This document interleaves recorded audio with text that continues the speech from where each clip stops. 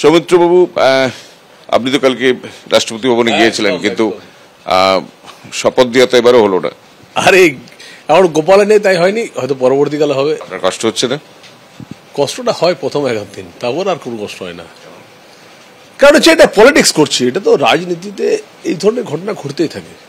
যেমন ধরুন তাপস রায় দীর্ঘদিন ধরে বিধায়ক ছিলেন, তিনি সেই রাগটা রাখতে পারেননি, তাই ধরুন বিজেপিতে এসে তিনি প্রার্থী হয়ে দাঁড়ালেন। কিন্তু তার এরকম একটা বই প্রকাশ অনেক সময় ঘটে, সবসময় ঘটে তার ব্যাপারটা নেই। তো আমাদের তো ধরুন সেই বই প্রকাশ ঘটে গেছে। বাংলা থেকে বারবার দেখা যাচ্ছে প্রতিমন্ত্রীর দায়িত্ব দেওয়া হচ্ছে, একটা পূর্ণমন্ত্রী এখনো পর্যন্ত পাননি। এটা নিয়ে মানে প্রচুর বিতর্কও তৈরি হচ্ছে। বাংলা কি পূর্ণমন্ত্রী পাওয়ার যোগ্যতা হারিয়েছে বাংলা বিজেপি? যোগ্যতা তো নিশ্চয় না, যোগ্যতা তো নিশ্চয়ই আছে। যোগ্যতা তো আর ওইভাবে বিচরণ করে না, হয়তো দল বুঝেছেন, সিনিয়র লিডাররা যেটা ভালো বুঝেছেন করেছেন। আশা তো থাকেই, কিন্তু বাংলা থেকে একটা পূর্ণমন্ত্রী হলে আশা তো থাকেই, কিন্তু হয়তো যেটা সিনিয়র লিডাররা বুঝেছেন সেটা হয়েছেন। এটা আমাদের 2,38,00,000 মানুষ ভোট দিয়েছিল, এটা আমাদের তাদের কাছে একটু খারাপ বার্তা যাচ্ছে। ঠিক, তাদের তো একটা আশা থাকে, এক্সপেকটেশন থাকে। তো হয়তো এখনো 5 বছর তো আর এখনই শেষ হয়ে যায়নি, এই তো শুরুয়াত হয়েছে।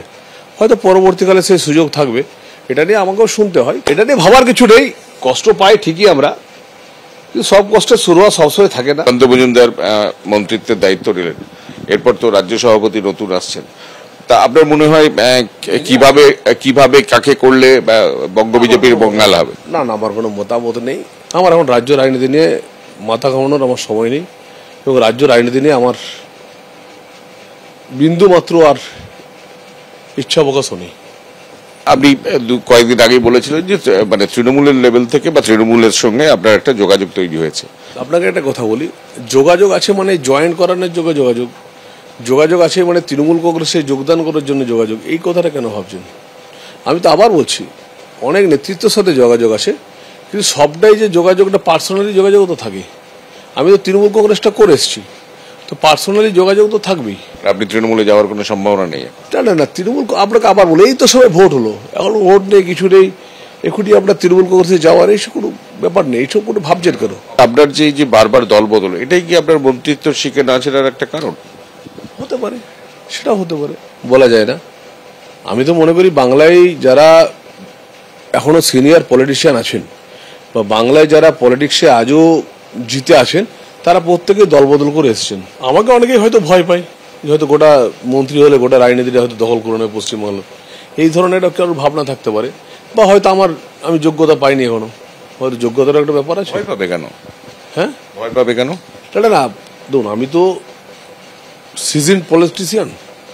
আমার সঙ্গে আমরা মুকুলদার অনুগামী ছিলাম। আমরা মুকুলদার অনুগামী থাকার ফলে আমাদের পশ্চিমবঙ্গ জুড়ে একটা যথেষ্টভাবে আমাদের একটা মানে লতাপাতায় জুড়ে অনেক কর্মীরা পরিচিত আছে।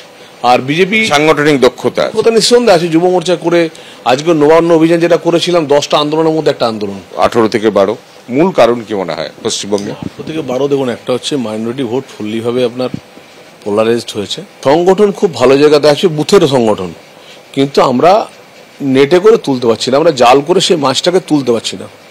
সেই তোলার জন্য যারা ভোটে পারদর্শী, সেই ধরনের লিডার দরকার। একবার জিতলে তাকে মন্ত্রী করে দাও, তাকে একবার জিতলে তাকে রাজ্য প্রেসিডেন্ট বসিয়ে দাও, একবার জিতলে তাকে সর্বোচ্চ জায়গা দিয়ে দাও, এটা ঠিক না।